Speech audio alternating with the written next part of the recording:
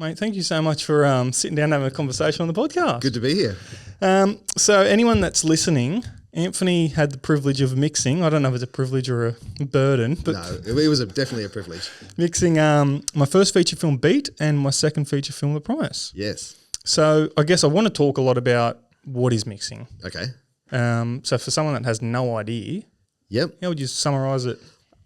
Okay, so the whole goal of mixing for me, we mixing a film, is so when the audience watch the film in the cinema or at home, they don't notice what I do. Everything sounds right, everything feels right, the footsteps are at the right level, the dialogue's nice and clear, the music's adding to the whole mood of the scene in the film without being too overbearing. So there's literally hundreds and hundreds of elements that you have to balance, you have to blend, like I said, from footsteps through to, we do the full foley of shirt rustles. Someone walks in and does that. We go and record that, mix it in, so it all balances out. So the whole foley thing, the dialogue's got to be clear. There's lots of things like when, say, a nightclub scene and two people across the other side of the nightclub and they're talking and you can hear them. Obviously, if you're in a nightclub, that would never happen. But they're the little things that, you're taking into account. Like it's got to be, the dialogue just has to generally run the show. No one likes watching a movie and you turn it up for one scene. Yeah. And then 2 scenes later, you're like, fuck, and you got to turn it back down because it's too loud. Yeah, I know. And like, it's different in the cinema too, because in the cinema, it's really quiet.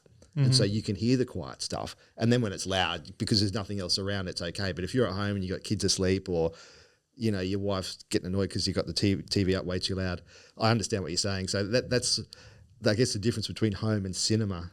So when they're doing that, are they mixing them actual levels purposely like that? Or is it, because you could have someone whispering, but it's still the same loudness as someone yelling? Yeah, kind of. Like, it won't be the same loudness, but You definitely have it quieter in the it'd mix. be quieter. Yeah, you'd have the whispering quieter and you have the yelling louder, but it has to be audible. Like if you can't hear something, what's the point? Like there's actually no point. And there's like I keep saying, the dialogue thing. How many times have you been watching a show and you can't hear? And so many people now watch telly with captions on because captions are so good now. Because it's just, unless you've got it up fairly loud, you can't hear the dialogue. A lot of that comes to the way that films are mixed. Like you often imagine the loudest point of the film is like the car crash, the explosion. Where do you want that? -1, -2? Yeah.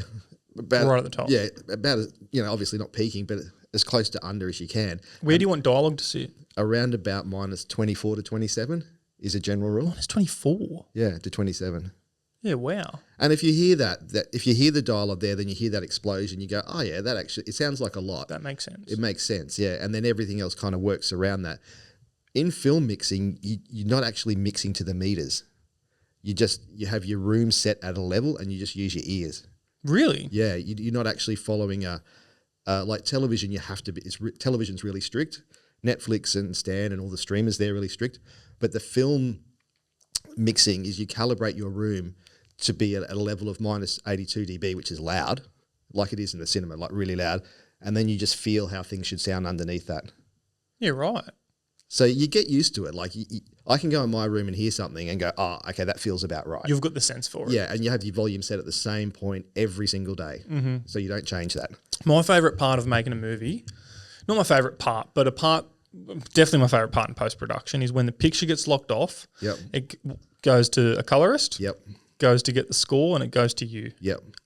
I love it because in the next week, it transforms into a complete another film at just a complete different level. 100%. Usually the score I get sometime during the mix or late in the sound edit.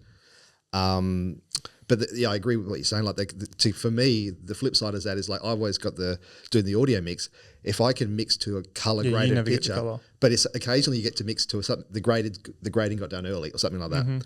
That's just a dream for me to sit there with the beautiful finished picture because usually I see it in the cinema. That's the first time I see it graded is when it's done. Yeah. Very rarely do I see it. Or it might be when we do the quality control check. You see it for the first time then. Well, a lot of people kind of see it for the first time at the premiere night, Yeah. especially like The Promise. Like, I don't think any of the crew have seen it really until the Civic. Yeah, okay. And it's the reverse. Like color graders love having a mix to grade to. They love having a final mix. Why they're color grading because it it just helps. But they both enhance each other. Do you think doing the sound to a picture that's completely coloured actually changes the quality of what you do? I find it more inspiring. I get into it more because you're looking at this just super picture. And like, you know, the difference between, as you would know, a graded film and an ungraded film is it's just massive. Black and white to colour. It is. It's just incredible. And I didn't appreciate it until the last sort of 10 years when I got more into film, how good colour grading is. And so when I get to mix with that, it sounds better when it's colour graded. Yeah. I don't know if that makes sense. It's like you wash your car and it drives better. Yeah, it does. And you feel better about being in a clean car. Yeah. It's that kind of thing. It's just, it's finished and you go, oh, how good is this? And you can see where all the effort went with the cinematography and the mood and the lighting and what you were trying to achieve. That comes out in the colour grade, all that work. And so then you go, oh, okay, crap, I gotta lift my game here. I've got to make this sound. It just holds everyone at a different standard now too, because you know the level of the quality of the product we're making. That's it. And like, every single project I work on, it blows me away at the end when I see the colour. And so you got to go, okay, I got to do my mix to make this good. How'd you get into this? I did work experience in a studio in Brisbane in 1988. For film or like sound or just sound, just a pure audio studio. Music. We did everything. We did TV commercials, jingles, bands. But like you're not recording actual bands. It's in the film space. Oh, you're doing... We're doing band. You do everything. Everything. Yeah, so you have a voiceover come in the morning and do a Mitre 10 commercial. Yeah. Afternoon, band comes and sets up and you're recording a song half the night. And what drew you to wanting to do work experience there? Did you just always love music or sound or films? Or I had no idea what I wanted to do. I was at an absolute dead loss at the end of school. Had no qualifications, didn't get into uni, didn't get good enough marks to get into uni. So I sort of was just basically bumming around and an opportunity came to do work experience in a recording studio. And the first day I went in there, it's like, this is it. Just fell in love with it. This is what I want to do, yeah. Really? Yeah. So I worked for free for 6 months. Like an intern? Yeah, that sort of thing. Then did half pay for maybe a year. And then it went from there. When I became useful enough to be paid full time and got the job there, and I did 4 years there. But back then, like mixing films. I didn't do any films. Okay. It's a completely different beast. We didn't have a computer in the building. Yeah, because like how were you doing it back then? Like, it would have been like all film rolls and and it's syncing up tape machines. Like we had a 24 track tape machine, and when we were editing voices, you'd actually have to cut the tape. Like so, you'd have a voice, and if there was a mistake or something, you'd actually physically cut the tape and rejoin it. None of this like little circle, drop it out and butt two clips together. That just didn't exist, and there's no undo. So if you record over the wrong thing, it's gone forever. Wow. I know. It's like when you're dropping in at like you'd be recording a band and like they want to just record one line in the song. You've got to drop in to record, they sing it and you drop out. If you stuff up the dropout, it's like, sorry man, can you do the next line? How was because I know like if I'm editing something and I'm like, okay, it's sitting like this, I can save that timeline. Yes. Put it there. I'm now on a new timeline from where I left off, and I can explore if this way wants to work. No. And I can go so far down that rabbit hole and go, nah, and I can just pick off where I left off, or I can go, yep, that was a great decision. But you have to be really confident with making them choices in that world. Well, to the point where you mixed a band, you mixed a song, and you've got your mixing desk set up and all your EQs and your faders at certain levels and all that sort of stuff. Once that song's, you've mastered that, you've bounced it down to a stereo master. That's it, because the next day you reset the desk to 0. You go back and that setting is gone forever. Really? Yeah, because there was no automatic recall and all that sort of thing. It was in the high-end studios they had it, but our desk didn't have any sort of recall at all. So once you'd mix something, that was the mix. You can't come back and go, oh, can we go push that line up a little bit? It's like, no. So when we're watching, not watching, but when we're listening to these classics, like a Fleetwood Mac album or something, that just gives it so much more like a wow factor. Yes. Because of how they've recorded them. It's not just like... Yeah. It was kind of good though, because it made you make a decision. You were forced to make a decision, and you were forced to, once you committed it to tape, and that's what it was.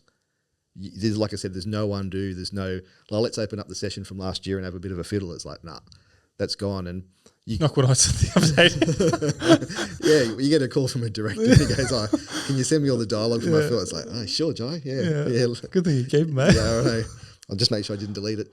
No, but that's the thing. It's like you were forced to make a decision, and that kind of made it easier in a funny kind of way, because once everyone went, yep, that's the blend, that's what I like, that sounds good, done, and you move on. And because because it was like that, you didn't think about redoing it. It was like that's what it is from now on.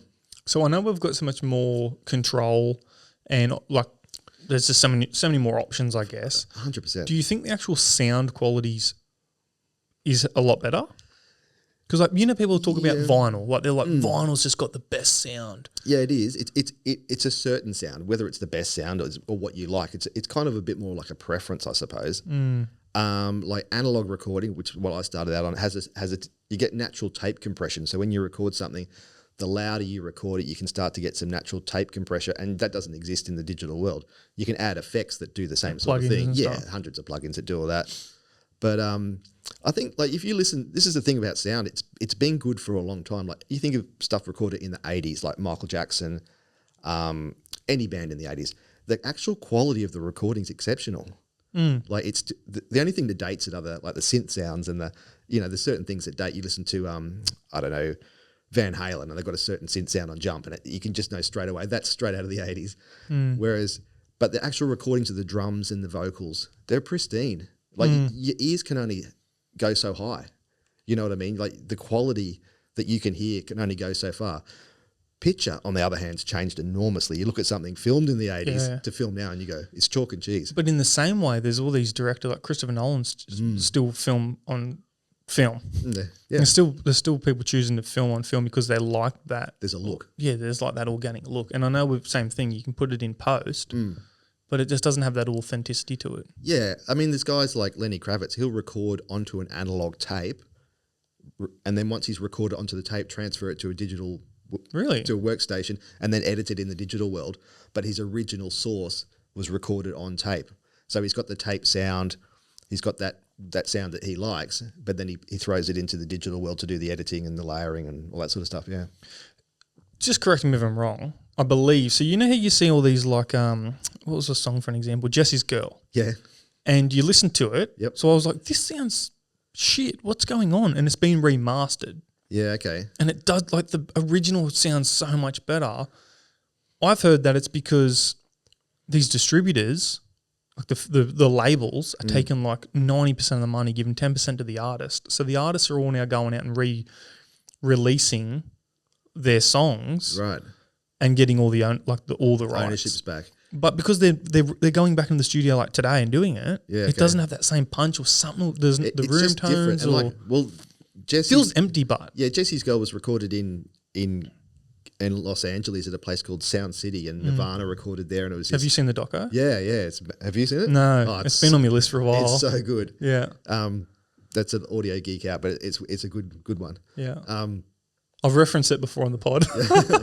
No, I've watched it a couple of times, and it's like it was recorded with a big analog desk, same sort of thing, no automation.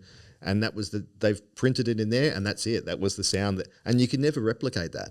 That room, that desk. Dave Grohl owns that desk now.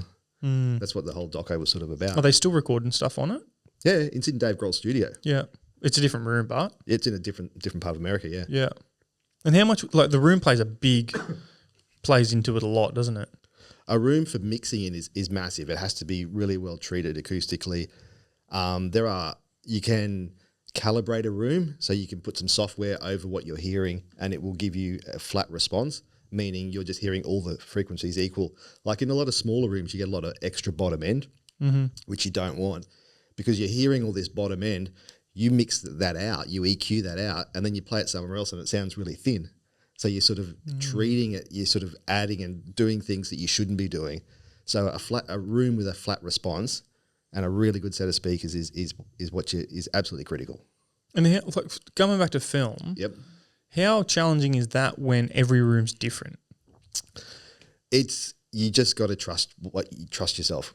It's like trying to mix a doco, and it's getting played on a telly, on a phone, earbuds, at a laptop. You can't mix for everything. You've just got to.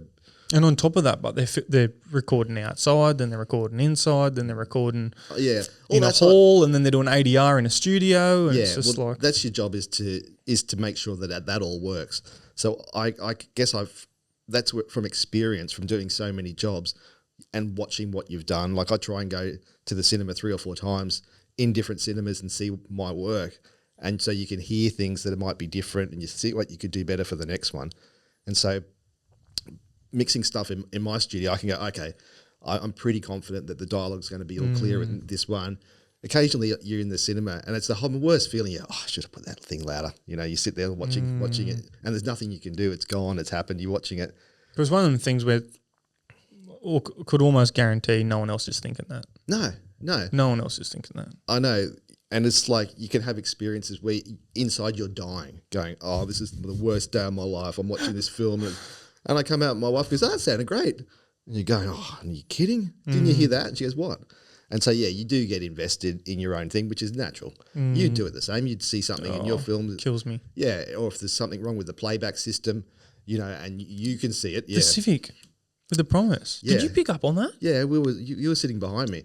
And it was lagging, or it was doing that sort of It was like having like a buffer. like a jitter in the buffer or something. Yeah, you walked out, I think. I feel like I was gonna stop it. Yeah, I know. It's like my wife didn't even know what we were talking about. A lot of people didn't.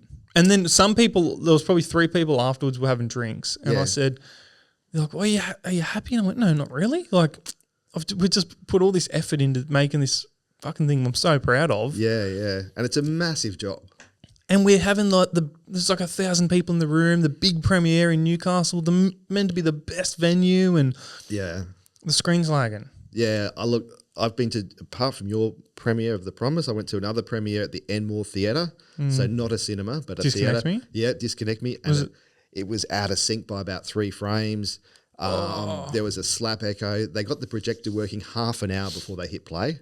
So it was this massive stress. Like that's when you should be enjoying your premiere and chatting to everyone, having a glass of wine, and should be just a really fun time. Whereas poor Alex Lykos was just next level stress. And he got it there, and most people didn't even know, and it all went really well. But like I was talking to Cameron Udiger, who did Cooked, and I said, you got to promise me when you premiere this film, do it in a cinema. And here's why. And he did it at Event Cinema at Katara, and it was great. Yeah. Really good. And cast and crew screenings are really good. Yeah. The energy's great. Especially on a comedy, because everyone's just joining in. And then someone turns up, and like Cameron does a little cameo role in it. He turns up and everyone cheers, and you know, it's kind of really good. So yeah, if you're ever going to do a movie premiere, did you go to the second one we had in Newcastle at the VMAX? Yeah. Yeah. That was great. Yeah, that was all right. Because it was in the cinema, it was perfect. Yeah. Yeah. It's so different watching on like huge difference. Oh. Yeah. Proper screen, proper sound. It looks good, it sounds right. It's like, this is comfy seats. Everything's right. Excuse me. Choc tops. Yeah, the full bit. Yeah. Yeah, I remember like we were full. Me and Sid were panicking. I remember looking at him. I felt like I was in a fever dream. I'm like, this can't be happening. At the Civic? Yeah. It was like fully I was like, no. I went up. I was about to stop it. I'm really thinking about that now. Like, what a stupid idea. Imagine if you did. Idea. But I was like... But it wouldn't have fixed it. Well, no. So this is what happened was because we only got access to the room on the day. So we're like, we've been making this for 9 months. It's the premiere. We've sold it out and all this stuff. And we went in on the day for the first time to do the screen check, and it happened. And I'm like, what the hell's going on? Like, we got to get a new projector. And we paused it and stuff and started, and then it was fine. And we're like, it's kind of is like this buffer thing. Like it's like it must be like a speed transfer rate or something. And then we stopped. We left to turn it off. It was doing it, and we paused it, and it started. It was fine. Yeah, okay. So before we let anyone through the doors, we pressed play to start it. Yeah, okay. Stopped it, and then maybe the speeches or something took too long. Did it turn off or something? No, the second one should have been smooth, and it wasn't. Me and Sid were sitting there, and it only started maybe like 15 minutes in. Yeah, okay. And I was like, I'm going to stop this. Oh my God, I'm going to stop this. I'm like, because it's there on the screen. It's like the elephant's in the room. We're all watching it. I know. I thought everyone could just see it clear as day, to me. And I've gone up and I was just about to press stop and go, sorry guys, which is so hectic to think of now. Have I done that? No, that you did the right thing by letting it run for sure. The only reason I didn't is just because I was just about to press it, everyone laughed. And because they were in the story, and I just went, they're in the story, just let it be. Yeah. They haven't noticed. Because if they didn't notice it, I would have looked at that as like they're distracted. Yeah, and the thing is too, because it's such a powerful film, it's like you do get lost in it. And like a lot of that, the technical side for 99% of people wouldn't even exist. You wouldn't even know. Someone's telling you about how their daughter and husband have taken their own lives. They're not worried about the refresh rate or the buffering or whatever. Not even noticing. They're just going in the, oh my God, the story is full on, and it is. Because my dad was kind of, I think it was me and Alex, mum and dad, then like it was like Sid and his partner. And me and Sid are looking at each other, panicking. And afterwards I was chatting to Dad, he's like, I could see you two doing something. I was like, what the fuck are they doing? Yeah. I'm like, did you not see the screen? He's like, I had no idea what you're talking about. He's still just never picked up on it. Yeah, and also too, that could be a lot to do with what we watch now. Like since COVID and everything's on Zoom, like once upon a time, a TV interview would never have been done over the phone or Zoom. They had quality, like you had to do it properly. And since the whole COVID thing and with smartphones, we're used to seeing picture that's blurry and this and that. Lagging a bit. Yeah, and no one goes to the cinema anymore. So you're not used to seeing. So sad. So there's so many things now there. Once upon a time that may have been a big issue, but because substandard picture has become acceptable and audio, it's like, okay, like you watch the Today Show, they do an interview and someone's there with a sketchy phone with a washed out window behind them. And it's wild, eh? Yeah, and no one questions it. Whereas once upon a time that never would have happened. It's the same as this podcast. I've had people from America want to do it over Zoom, and I'm just like, I love that I've set this up, that it's face to face. We can actually sit and have this because I feel like that's going to translate better. Of course, shooting on proper cameras. Yes, both in the same sound. I don't want to be like great picture of Jye, great sound of Jye, and then they're on a Zoom call with a delay. Yeah, looking through a Zoom camera. Yeah. So I've just said like, no, I don't know, like. Unless the content's really worth it, it's going to be great. I'm just trying to just stick to it like as a... Unless they could film it, they have a camera in their room, then you can get that footage and put that together. That would be the only way. You could do it quite okay that way. Yeah. I'm recording an audiobook at the moment over the net. So the guy who's the narrator, he lives in Blaxland down at Blue Mountains. And it's too hard for me to get down there once a week to record and he can't come up here. So he's got all the mics set up. So we got a mic set up and we record it and it's actually pretty good. It's not as clear as this, but it's still really, really good. And what you'll be getting is spot on. Yeah. Right. And it's working out really well. Do you do a lot of that stuff? No, it's my first audiobook. Yeah, right. Yeah, I've just came across this guy and I loved his story, so I actually approached him. Yeah. I said, hey, I really liked your book. Do you want? What's the book on? It's Can cool. you share? Yeah, it's cool. He sold I think 7,000-8,000 copies of the book. Wow. It's called Predator's Paradise. It's a guy who grew up as a street kid in the Cross.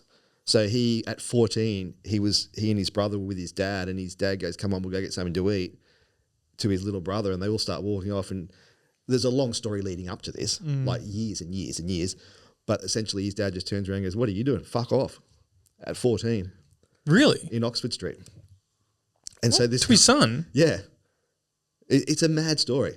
Wow. And he grew up with all this abuse, alcoholic, abusive parents and all this sort of thing. Anyway, so it talks about him as a 14-year-old surviving in the Cross and how it all worked and all this. And then it goes through, he had, I think, over 30 years of heroin addiction.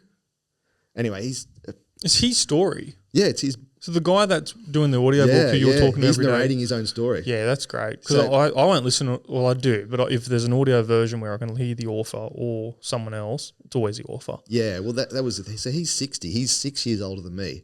And so we grew up in a similar era, and then a lot of references he makes to rap music and this and that from the 80s. I go, oh, yeah, I remember that sort of thing. So there were a lot of things that really interested me in his story, and so I got in contact with him, and he, at first he was a bit like, who's this guy wanting to do an audiobook sort of thing? And I went down to Sydney and met him.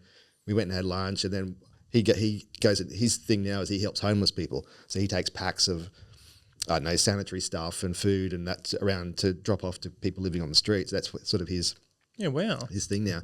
So yeah, I got to know him a bit and he agreed to do it. And so we're halfway through now. There's 23 episodes. Really? And we've recorded 11, yeah. Wow. Yeah, and we're doing it with music and sound effects. So it's a full production. Big job. Yeah, and we're doing other voices too. So if someone's talking to him, it's a different voice. So it's sort of almost like a... Is he doing the different voice? You got a different reader? Yeah, different readers for that. Yeah. So it's a bit like a audio play kind of thing, but it's a true story. But that's great. Fascinating story. I'm surprised they haven't done like a film on him. He's done a few things on Current Affair. There's been a doco made of him. And when I was reading the book, the whole time I'm thinking this would make a fantastic doco series or a recreation series, or because The Cross has got that something about it that's all the underbellies. yeah. And he knew all these guys in the 80s, and he was selling drugs for bikie gangs and all this sort of stuff. It was all, all these things. And I was watching the what's that one? The John Abraham story, The Last King of the Cross. Yeah. I watched that recently, and I said to Glenn, who's the author, I said, are these characters the guys in your book? And he goes, yeah, like everything's lining up. These key characters, there are a couple of bouncers that everyone knows. There's this guy that ran this bar, this guy that did that. Mm-hmm. And the way it just all sort of, I don't know, it all lines up. Because I did a bit of research. You go, okay, I need to find out about all this, because I didn't even go to Sydney in the 80s. Yeah. I grew up in Brisbane, and it was like, Sydney was just like this, Gotham City. It was this amazing. Really? Oh, yeah, it was a big deal. Really? You know how we fly everywhere now? Yeah. And going to London's, okay, you can do that. Like, if you want to go to LA, you can be there tomorrow. And it's $1,500 or whatever. It's not a big deal. When I grew up, going to Sydney was a really big deal coming from Brisbane. And when you got to Sydney, it was like, you're looking around and it's so busy and the buildings What was Brisbane like back then? Pretty laid back. Was it? Yeah. I mean, I don't know why. I guess too, with the internet now, you can see everything all the time. Yeah. Whereas you just never got that experience unless you went somewhere. And just going, there was always a big deal for someone in Brisbane of my age. If you got a job in Sydney, it was like, oh, you've made it. Really? Yeah. It was a big deal. Because I remember like growing up, and probably different time again, but it was like the big holiday up to Goldie. Yeah. And you'd make the drive. Yeah. And it was a big. It used to take hours. Well, it would have probably been 10 or 12 hours or something like that. Yeah. Like we go to the Gold Coast. My mum used to live there. We used to go twice a year, every year. So my kids have been twice a year their whole lives.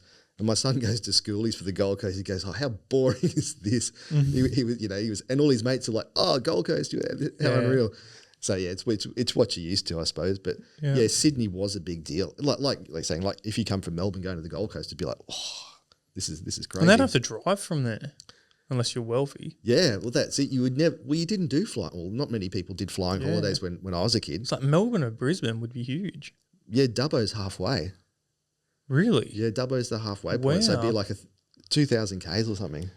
It's a big country, eh? Yeah. I remember driving, we went around Australia for 12 months when I finished school, so I had like an idea of how big it was. Like, we'd done a full lap around, but even just recently, I forget what I was going up for, but I was up in Brisbane. I was only going up a little bit further. I remember seeing like a sign to Cairns, and it was like 2,000 Ks. 2,000 Ks, and I was like, wait, 2,000? Because I'm thinking like 160 to Sydney, 200 miles. 2,000? Wait, that's like 10 trips to Sydney. More? What? I'm sitting there like, I just couldn't comprehend this. You quickly drive past. I'm like, did I read that right? Well, it's like Melbourne to Brisbane is the same as Brisbane to Cairns. Whoa. Pretty much. Yeah, that's massive. Yeah, and that's when you realise how big, Wow. Well, like, I was just in Europe last year, and you're chatting to people, and they're like, you go, yeah, you drive to 10 hours, and like you're at Melbourne, and you're this much, and they go, what do you mean? Like, because 10 hours you've driven across all of Europe. Like, yeah. Well, that was when I used to work I worked in the UK in the 90s, and we'd have a long weekend, and you'd go to Paris for the long weekend, just get on the train, 3-hour train trip, and you have a couple of nights in Paris, go back to train back Sunday Arvo, and back to work on Monday. Did you spend a lot of time there? I spent a few years over there. Did you like it? I loved it. I found it once again overwhelming when I got there. It's busy town, and dirty and noisy and expensive. But once I started working, doesn't change much. When I started working there, like I started working in audio post production there. I worked for one of the there was a place called Flex Tech, and they handled they were like Foxtel. They handled all the pay channels. Mm-hmm. And that was pretty new when I got there. So they were short of operators. They didn't have editors and sound people and stuff. So I was lucky to get an in over there. And that's when I did my first digital audio workstation, my first computer-based thing over there. The Avid Audio Vision, it was called. And it was eight tracks I had. And I had no plugins. It was pretty basic. Yeah. But yeah, I thought I was there just going, I'm in London. Did you go for work? Yeah. So or did you go and just try to find it? Yeah, I went to try and find it. So I went to Singapore first. I had a mate who was working for Disney in Singapore, and I went and stayed a week there and just sort of tried to get a feel for what was going on there. And then a few of the expats there said, "You go to London. Don't stay here." That was their sort of advice at the time. So I went on to London, and then Yeah. And you only went because they told you? Like, or did you already have in the back I was of your going there mind kind of? anyway. Yeah, right. But I was going to go over there, have a holiday, then go back to Singapore maybe. Yeah, And no, they, just stay and there. they go, no, go to London, you have more opportunity. And they were right. It's much bigger scene over there. What was it like working them? Was it a bit more loose? Like, Yeah, it was. people drinking, partying, working? Yeah, after hours. It's a different, slightly, when I was there and who I was working with was a different culture. Like, I never drink during the day here, ever. Every day over there, you go for a pint for lunch. Yeah. It was just what you did. I was there last year. We never caught up with people for a coffee. It was No. always, we'll catch up for a pint. Yeah, go have a pint. And so you have a pint at 1 o'clock and then go back and do 4 hours mixing and then go home. And it was like, all right. So I drank more often over there, but I actually drank less. You didn't have I didn't have massive nights binge. out. Yeah, we didn't have a TV at our first share house, so we just go to the pub to watch TV, and you'd have 2 pints at dinner time, sort of thing, watching telly. Yeah. Have you been back much since? No, I've never been back. Really? Yeah, I've been to Europe, but never back to London. My travel thing is, I want to go somewhere new. I'm the same. Very rarely have I been to, apart from New Zealand, I've been to quite a few times. But that doesn't really count. Everywhere else, I think Bali's the only place I've been to more than once. And you just try to just keep going different places. Yeah. And it's like, I love turning up to a new country and not knowing what we're going to be doing. Maybe hiring a car for 2 weeks and not having any accommodation booked and you can't do that in every country. Yeah. But Exploring. yeah, it's so good. And it just makes it more spontaneous. And if you like somewhere, you stay a bit longer. You get somewhere, I'm sure you know, and it's like not what you thought it was going to be like, or for whatever reason, and you just want to keep on moving. So yeah. Is there somewhere you think you want to go back? Like, where's stood out for you? The Philippines, Yeah. stunning. Yeah. Absolutely stunning. Haven't been yet. Yeah, it's one of the most beautiful countries I've ever been to. Manila, whatever, but like you get out to the islands, and it's like, how isn't this like? My wife and I went there for our honeymoon 25 years ago, and it was like sitting on these tropical islands, like 50-cent beers. Just so like the island we went to didn't have a jetty. You jump out of the boat in waist deep water with your bag on your head and walk in, and I don't know. There was just something about it that was like it was kind of a bit forgotten in time. Yeah. And it was crazy because Manila's such a full-on modern city, and it's so it's like Bangkok or whatever. It's that noisy, smelly, dirty, exciting, but full on. And then an hour on a plane, and you're on some tropical island. So is that how you got around with planes, or is it boats? Both. Yeah. But mainly planes. Planes landing on dirt runways, and you get on a plane, and the pilot would be in this beautiful white pressed uniform. And there'd only be 6 people on the plane. But yeah, it was this kind of and landing on dirt runways. And it was just, it was mad. I remember we were in Kenya and we flew from Nairobi just to like North Kenya. It was like an hour flight. Just this tiny little plane. 4 of us got on it. Probably held 6 or 8 people. It was so tiny. Like I remember like sitting down the back, like I'm a pretty tall person. Yeah. And we get up in the air, and then one of the people that I thought was just another traveller gets up. And she comes and gives us all like a sandwich and a drink. I was like, oh, we still got like the in-flight service. Excellent. Didn't have to pay extra. No, it was like the little water was like, the little plastic ones, and you like pierce the top with your straw. And I was like, oh, this is great. Like, they're still got that standard. Yep. They've seen how the big boys do it, and we're going to do it too. And then, it was one of the most scariest flights, because then all of a sudden I felt like we were doing these ones. Yeah. And I remember just going like, like we're in this tiny little propeller. It was... Yeah. No, it's pretty scary. But yeah, nothing more exciting for me than going somewhere new. And, having that to look forward to. And also sometimes we just go on holidays, like decide to go at the end of the week. So now... I know, because I feel like I'll be chatting to you, then all of a sudden you're like, I'm calling you. When was the last time I called you? You're like, I'm in Canada. Yeah. Like, why'd you answer your phone? Well, that's the thing about my business is like it's too hard to ring everyone and tell them I'm going to be away. And jobs constantly you just go, and jobs constantly change. Like you know how it is. You can be booked in to come and do a mix, and then you go, oh, I haven't finished my edit, or I've got to do this, and can we do it in 3 weeks' time? You go, yeah, sure. Nothing is locked in ever. Like I'm doing a job at the moment that had a hard deadline of last Friday, and they sent it to me yesterday. So that's just how it is. So if I waited, I would never get a holiday. Yeah. It just wouldn't happen. So I can take my laptop with me. All my files are in the cloud. And so if you ring me and say, I need the dialogue from Beat, I can actually just download that, print it out, send it off. The family are really good. Like, they know that's just the way it is. And the thing is, I said, if you want to go on 4 or 5 holidays a year, we can do it, but I'm going to have to work. The odd day. Average 2 to 3 hours a day. Yeah. So usually we do our thing for the day.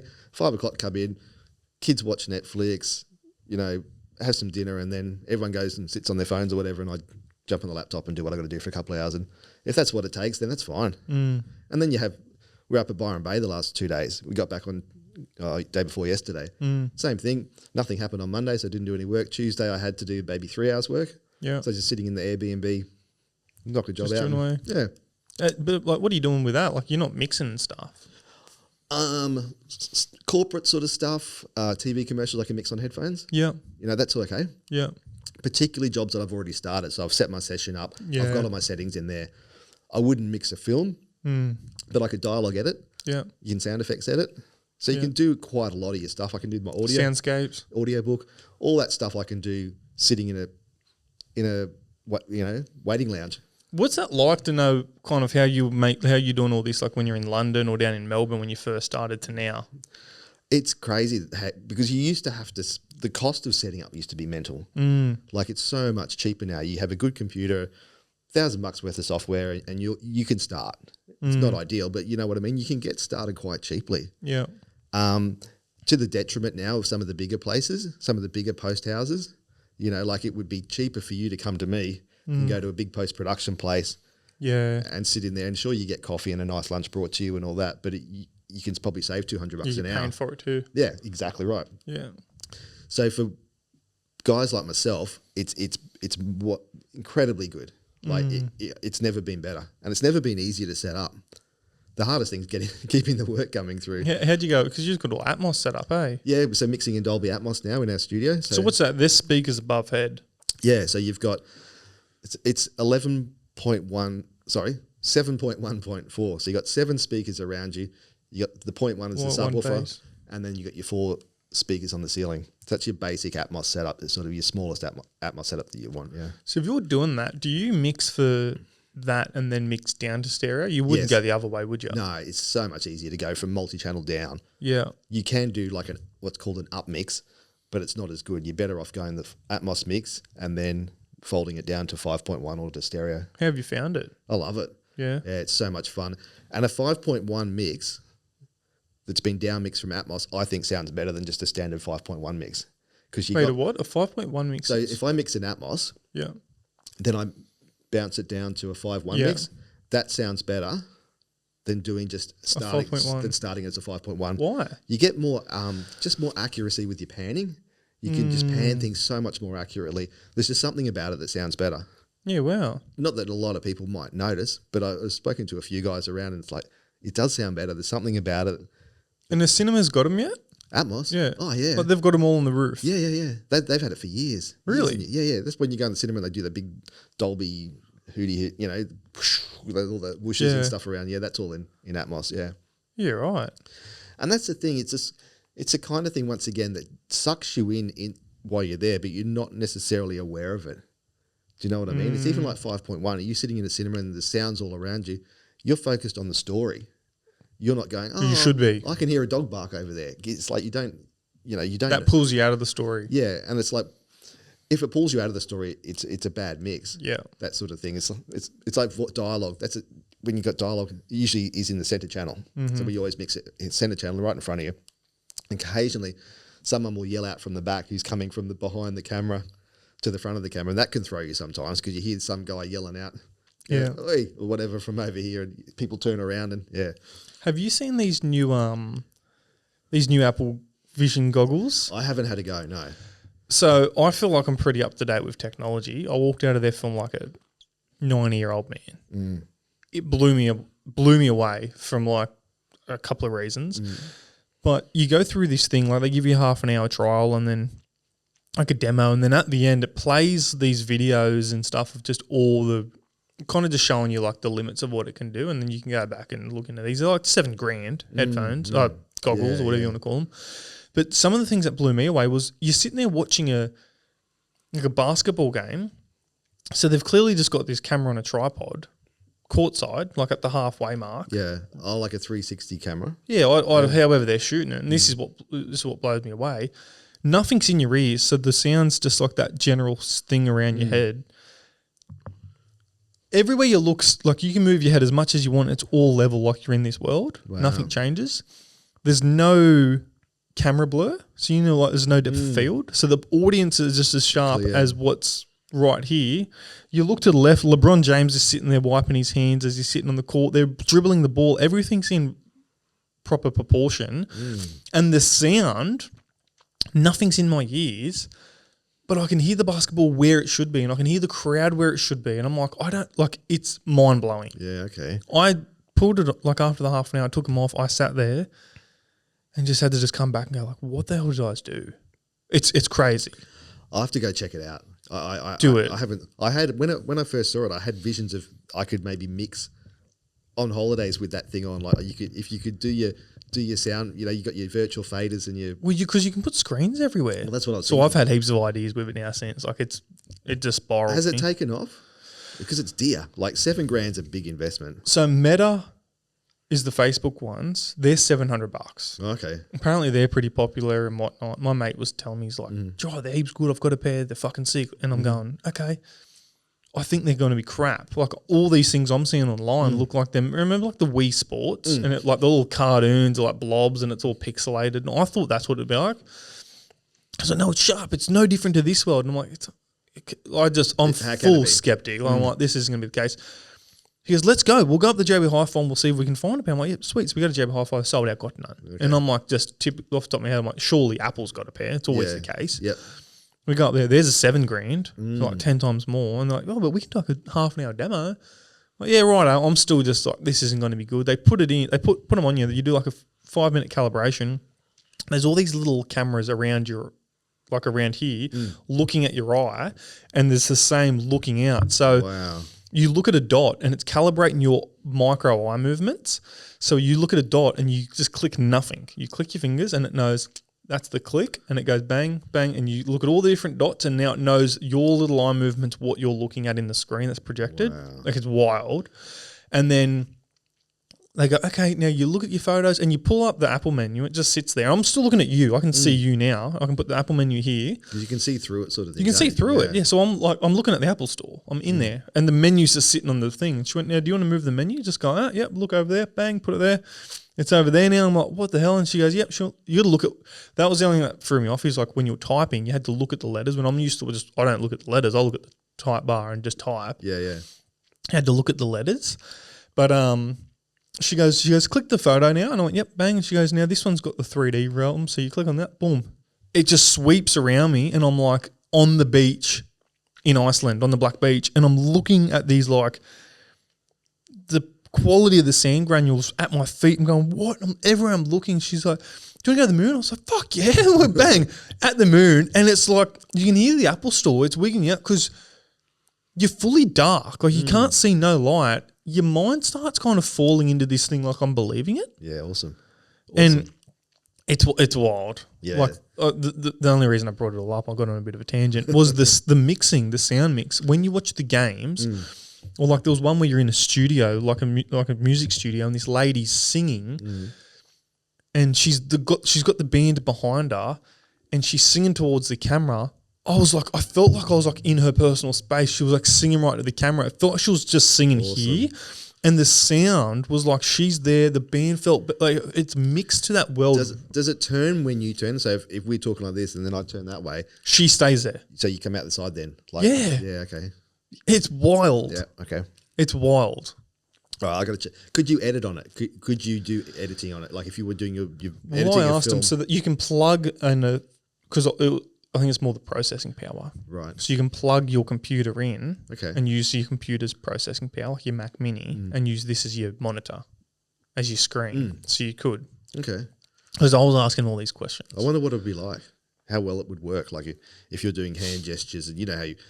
Because a lot of I find when I'm working doing sound editing, like I have to use the mouse and you're clicking. I'm sure you could still hook that up.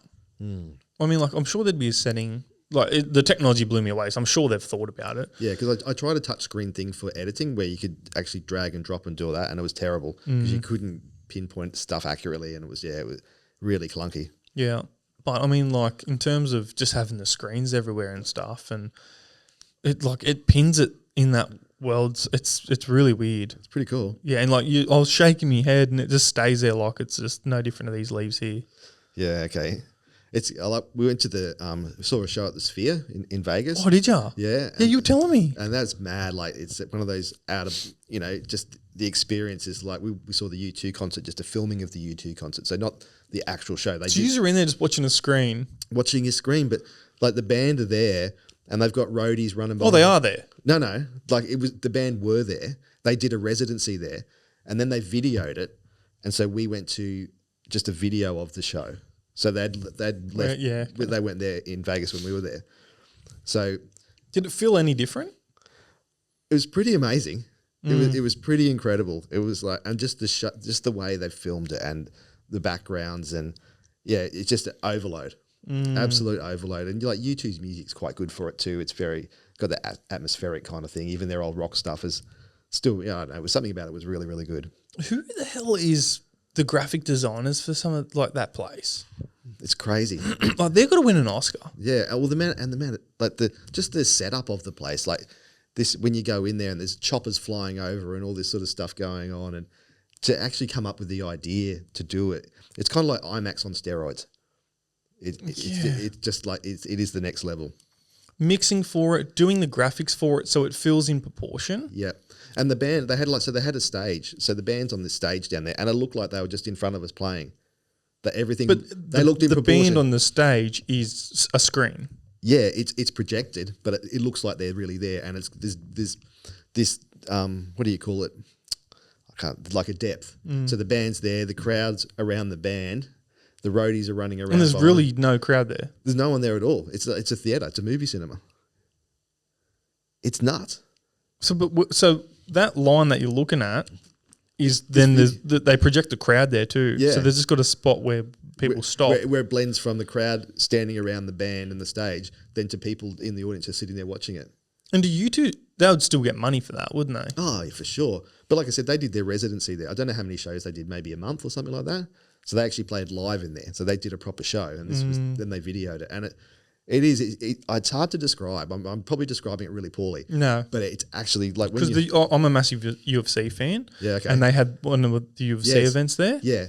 Well, at this, after the first song, some lady next to us started clapping, and you get taken out of the fact that you're just watching a movie. You know what I mean? You kind of like you get taken out of that world. Were people dancing and stuff? People getting up, yeah, and you like dancing like it's really there. Not really dancing, but like this lady started clapping, and you're going, I don't know if I should be clapping on it. It's a movie. Do you know what I mean? It's pretty cool. Yeah, wow. So lots of bands like the Eagles are doing shows there. So they've got to do a show there before they can release the hologram. Yeah, because they video it there.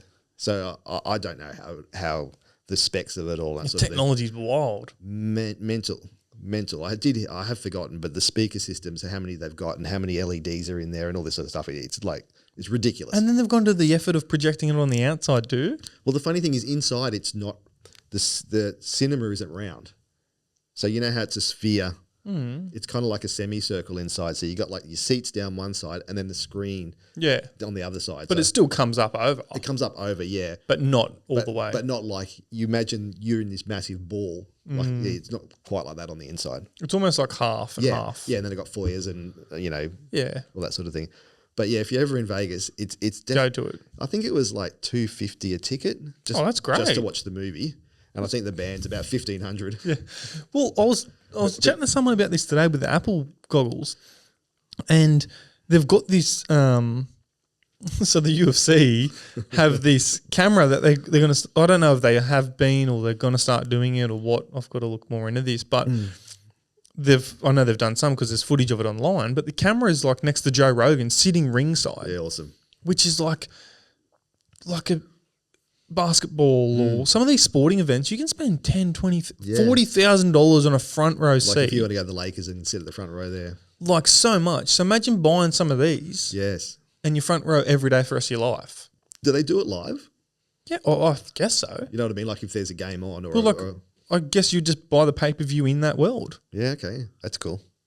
But it's like eventually it's going to be people with money can go to the events and experience it, and people that don't just live life through the goggles. Which is fine. Is it? Well, I mean, if you can't afford to go. Yeah, I guess so. But they're just sitting at home. Yeah, but I mean, it's like watching telly, isn't it? It's just the next step. It's next level. Yeah. Is it any different from having, you think of the evolution of the telly. So when I was a kid, we got a colour TV when I was in primary school, not a remote control, just a colour, and it was about that big. It wasn't big at all. It was like a bigger than a laptop, but not much bigger. And look at what we've got now. Do you remember seeing the first time you seen a colour TV? Yeah. I remember we were watching the cricket. Well, and what was that like? It was incredible. It's like we had this old black and white thing with the for changing channels, and it either had 8 channels on it or something, and only 4 of them worked because we had 4 channels in Brisbane at the time. And then we got this colour telly because my stepdad worked at Sharp, like the company Sharp, so we got one through them. And what happened to them? Yeah, I don't know. It must have liquidated. I don't know. I haven't heard about Sharp. I fully forgot that they were a thing. Yeah, we got a microwave when they first came out, and we were like, oh, how cool, how cool is this? It's funny because it's like, what was the TV like? It was incredible, but like life's just colourful. Yeah. Now we're watching it. It's mad, and it's like, but it was a big deal. And like friends had come over. Oh, you got a colour telly. I remember when like the flat screen LCDs and LEDs started coming out. That was kind of in the late 90s, was it? Sort of thing. That's when I was in London, and some of the sound studios, instead Started getting them. Yeah, they used to have a lot of them had projectors, and so that, because that's the only way you could get the big picture. And then you started getting these maybe £10,000 televisions. Whoa, Well, it's like 20 grand. Yeah, but that's what they were with the plasmas big ones when they first came out. They were dear. And now it's like for $3,000 or something, you get a really good TV now. Oh, you can go get anything. And the size of them. I went into my mate's house the other day. He had like a 90-inch TV or something. I was like, I didn't even know they made TVs this big. This is ridiculous. Yeah, how good. Crazy. It's pretty awesome. Yeah. But I mean, like, I feel like we're slowly going back around that full circle because now people are getting projectors in their home and getting like like I know people, they're like getting little cinema setups, and because everyone's watching Netflix, it's just like. Yeah, but it's affordable now. Like you can get a decent, like a good sound bar for I don't know $1,000 or something like that, and it does a pretty good job. Like it's not as perfect as having a full Atmos setup, but it's for your home. It's pretty effective, and you don't have speakers everywhere. Like all in the sort of 90s, everyone had a 5.1 cables running. Yeah, and you had the big box speakers. Yeah, and you had one on the coffee table and one up on the corner of the lounge. And all this sort of never set up properly. Never set up properly. Never calibrated. They'd have that little thing you'd plug in, sit in the center where you should sit. Yeah, it does. And they'd try to calibrate it. Yeah, but no one ever did that anyway. No. I remember like when I first kind of left school, I worked at Bingley and I was selling TVs and speakers and all this. And I remember like the biggest thing when I was there, everyone would come in and see a home theatre system was just how loud can it go. It was never like the quality of the sound or it was just how loud. So you just literally, I could sell a home theatre system to me and I'd just be like, check this out. Turn as loud as it could go. And they'd just be like, yep, I'll take it. Yeah, that was it. Like every time. They never had to see specs or TVs. They're like looking side by side. This black looks better. And they'd actually like, you're talking refresh rates and all this other shit. But with sound was always just how loud can it go.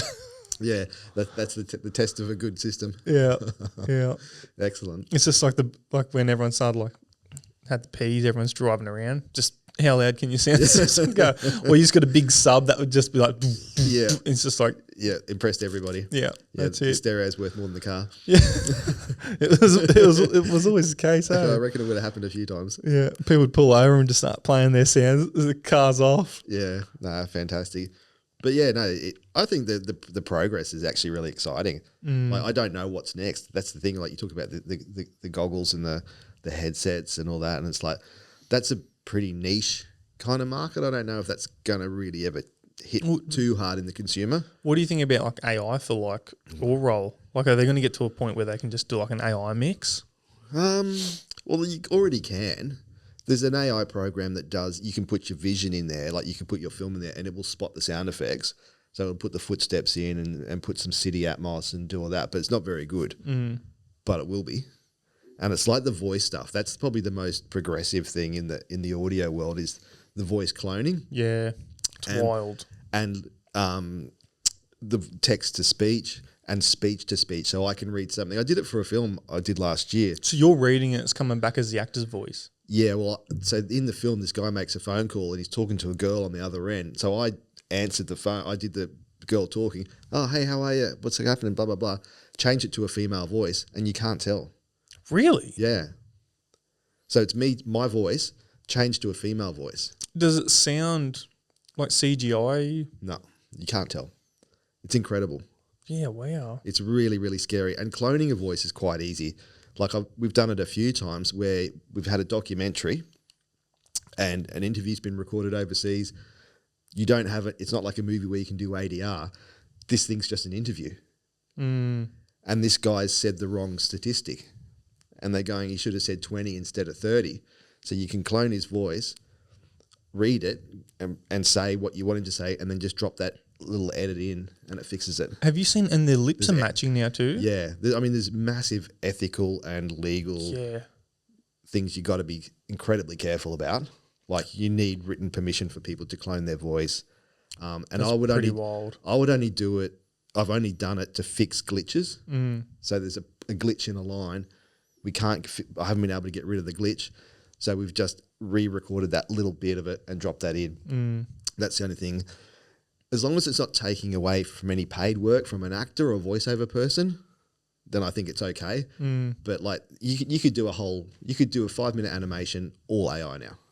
The thing that I have been seeing like on social media and stuff is they'll get, like I've seen this thing of like someone that I really respect and they're up talking at like a big speaking engagement and he's talking about how to do this thing. And he's like, you can just go to this website and do this, put your money into here, transfer it there, and you'll get like 10% off your cash. And his lips and sounds perfect at the venue that I know he spoke at. Yeah, wow. And it's AI. They've gone through and changed the lips and changed his words from footage from the actual event. So we know he was at the event. It was on his story the other day. Wow. And then I've gone over and went, that just seems like a money hack. Like a money glitch is what he's saying. And then you look in the website that he pushed in this thing, everyone's just like, it's a full scam. Yeah, yeah. There's so much effort. Yeah, but it's probably not that hard to do. For them. Yeah, that's it. And it's like the AI models that are making money. You know, you got, gorgeous models or whatever and promoting a product and they're all, just AI. They don't exist, yeah. It is pretty scary.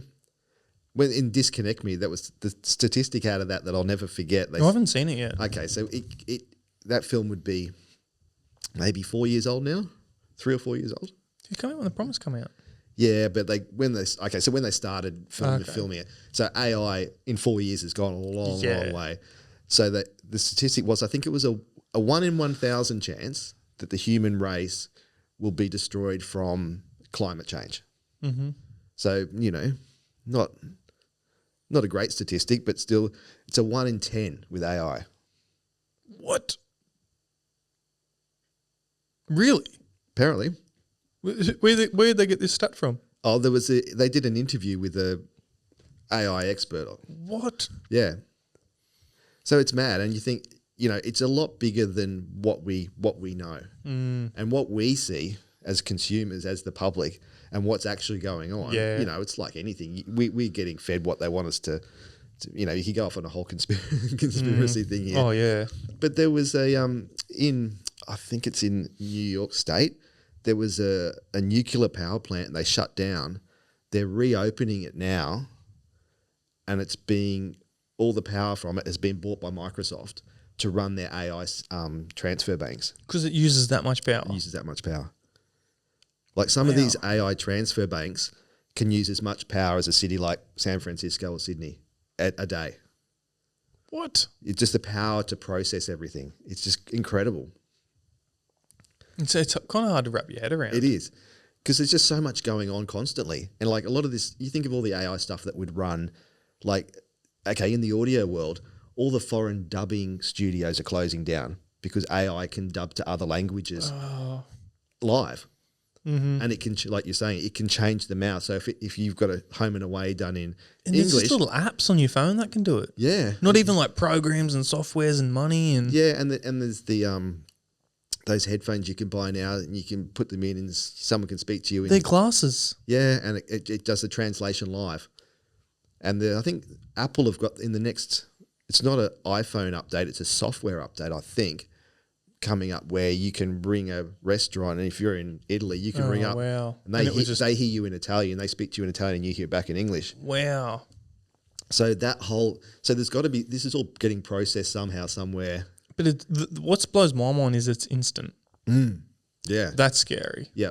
And, the whole, ChatGPT is probably only on the tip of the iceberg kind of thing. It's like, for us, we all think of filmmaking or voices or how's it going to affect us in our world.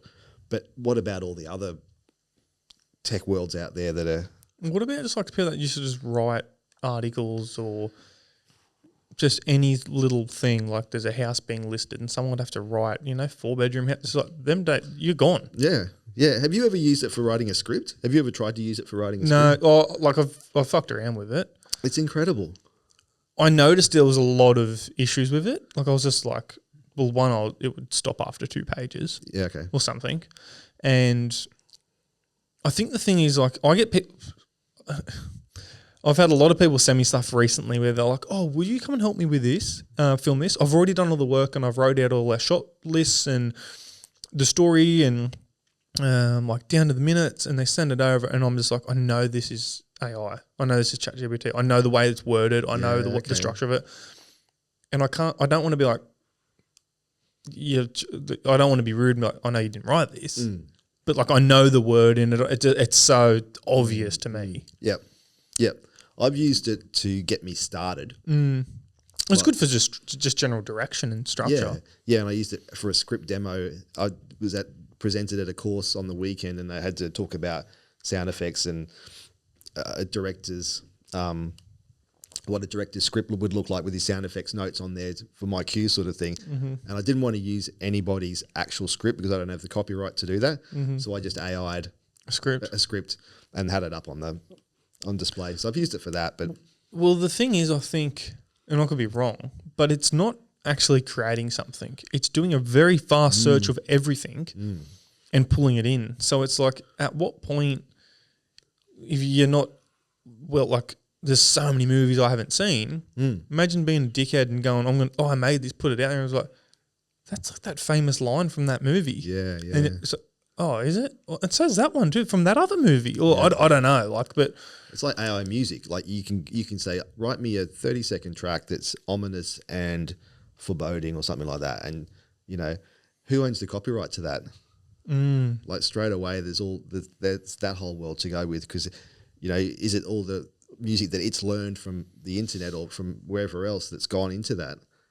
Do you know what I mean? Like it's had to learn it from somewhere. And if you put that back through like an unbiased platform like Shazam, does it pick up your track or the ones that it's replicated? Should give that a go. That'd be interesting, actually. Well, Shazam probably wouldn't pick it up because it's not unless it's a release track. I would think. I know a guy that he was like, hey, Jye, do you got any scripts laying around? We've created, him and this other guy, they've created this AI application program thing. Basically, you punch your script in and it reads all your script. Okay. And then it will go through into all your pre-production. So it will work out how many shooting days you're going to need. That's good. Because, it will straight away work out there's 40 locations. And if you want to do 2 locations per day, you've got 20 different days you're going to need just there. Yep. There's this many cast. These cast are on these locations and these days. So then it'd be better to order it this way. It works out all that for you. That's pretty cool. Which would just save so much time. Especially when you're doing independent projects and you weren't paying someone to do that anyway. That's just your time. Do you know what I mean? And that's a big puzzle, figuring all that out. Yeah, and you can obviously fine tune it. But if it does 90% of the heavy lifting for you, and you can just go through and go, oh, yeah, I'll switch that one around, but everything else is perfect. Yeah, that's awesome. And even imagine just going just do a rough draft shot list for me. Yeah. And it goes, okay, well, I think we need to establish a while. This scene would be really perfect as a one shot, so you don't need too much coverage there, and just figuring it all out real quick. Yeah. It'd be cool. No, it's awesome. So good. Yeah, but I guess it's one of the things where it's like, we're creatives. We should be creating ourselves because that's half the fun. Yeah. We get to express ourselves through it. I don't want someone else to do that. Yeah, and it'll be interesting to see what happens with, like, you talk about, programs that can mix. I think the bottom end of the market will go that way, but I think the middle to top end won't. No, I don't think so. A director, you've sat in a mix with me and you want that louder, softer. Can we move that? It doesn't feel quite right. Can you, all those sort of things. Are you going to sit there and prompt it the whole time? No. Because that's what you have to do. Yeah. And there's so many little things. Yeah. So many little, like, how much are we just riding micro movements? It's the same with the color. Like, I'll be like, that skin just there looks a little too yellow, and they can just turn a little bit more. Like, there would be, there are generic coloring things. You can just put a filter over stuff, or you can do it auto color or whatever it is. Yeah. But it's never the same. No, not at all. It's okay. Yeah. But yeah, it's not to the level that you want it to be. Yeah. So that's why I think the bottom end, some of your corporate videos or your cheap telly things or your Facebook ads or whatever, sure, they'll use them.